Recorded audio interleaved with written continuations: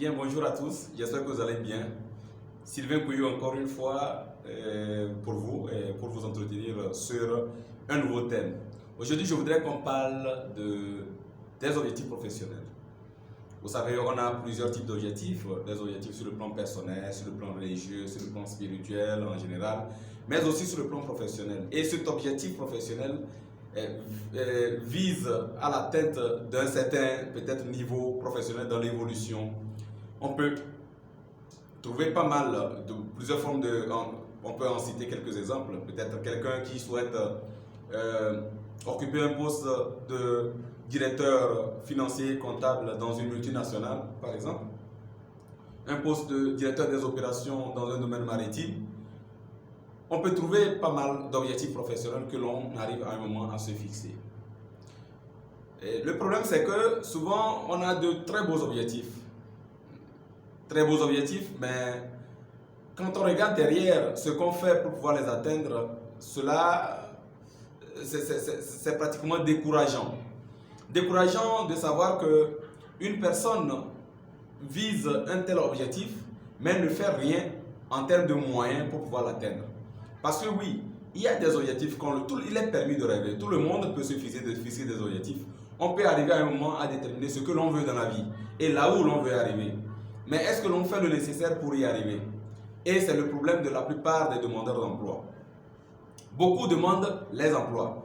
Alors que nous devrions comprendre, je vais choquer un peu, je crois que on a inversé un peu, on a mis la charrue devant le bœuf. Parce que on n'a pas à chercher l'emploi. On n'a pas à chercher l'emploi. L'emploi ne se cherche pas.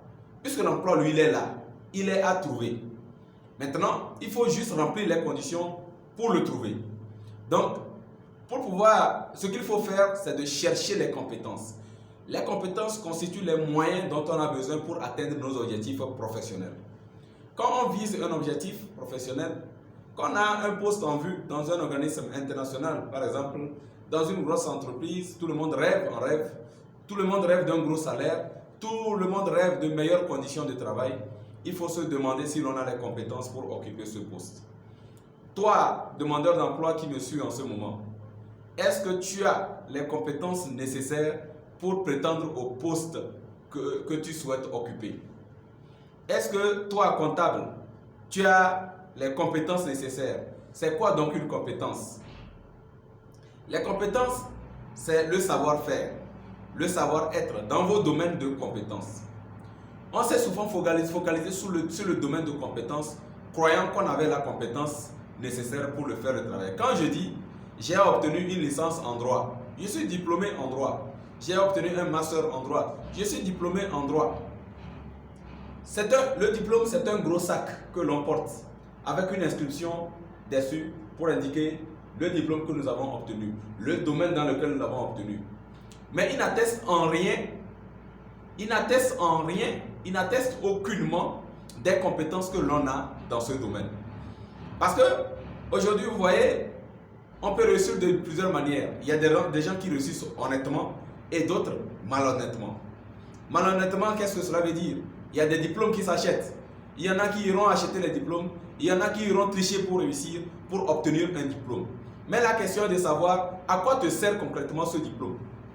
Toi qui me suis, est-ce que le diplôme que tu as, est-ce que tu le mérites réellement? Est-ce que tu mérites qu'on te dise tu es spécialiste de tel domaine? Que tu mérites qu'on te dise aujourd'hui que tu es juriste, tu es comptable, tu es menuisier, tu es maçon, tu es dans vos domaines de compétences, vous avez de beaux diplômes.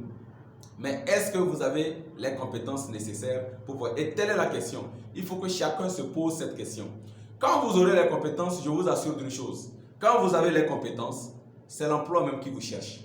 Vous n'avez pas à le chercher. Il vous trouvera. Parce que les compétences parleront pour vous. Les compétences feront en sorte qu'on vous connaisse. Les compétences vous feront découvrir parce qu'on ne les cache pas. Quand on sait faire quelque chose, on le démontre. Et quand on le démontre, ça donne envie aux recruteurs de venir, de courir après. Vous avez entendu parler des chasseurs de tête. Ils cherchent les compétences. Ils cherchent ceux qui sont bons. Ils cherchent ceux qui maîtrisent leur domaine. Maîtriser leur domaine implique donc qu'on a beaucoup de compétences dans ce domaine. Et donc je vous invite à travailler sur votre personne, à investir dans votre personne. Ce que vous avez payé à l'université, ça c'était pour avoir les savoirs. Ça c'était pour acquérir les savoirs. Maintenant, il faut que vous investissiez en temps, en argent, en disponibilité pour pouvoir acquérir. Investir également en humilité. Parce qu'il y a beaucoup trop d'orgueil. Les diplômes qu'on obtient nous prennent tellement la tête qu'on prend les grosses têtes et qu'on oublie l'essentiel. On sort avec de gros titres pompons, les titres pompons, pour dire qu'on a obtenu tel diplôme dans tel domaine. Mais en réalité, est-ce qu'on est digne de porter ce diplôme? Il faut justifier le diplôme qu'on obtient à un moment donné. Il faut le justifier comment? En apprenant à faire des choses dans ce domaine, en sachant apporter quelque chose de plus. Ces entreprises que vous visez, là où vous voulez chercher emploi, il faut que vous cherchiez les compétences qui vous permettent d'aller occuper des emplois. Toi, je prendrai l'exemple des juristes, puisque je suis à la base juriste, je demanderai aux juristes, toi juriste qui me suis, est-ce que tu sais rédiger un contrat? Est-ce que tu sais faire l'audit d'une entreprise? Est-ce que tu sais analyser un contrat? Est-ce que tu sais rédiger un avis juridique? Est-ce que tu sais pas mal de questions pour te demander, pour t'amener à comprendre qu'en réalité, tu as un titre, mais tu ne sais rien faire avec ce titre.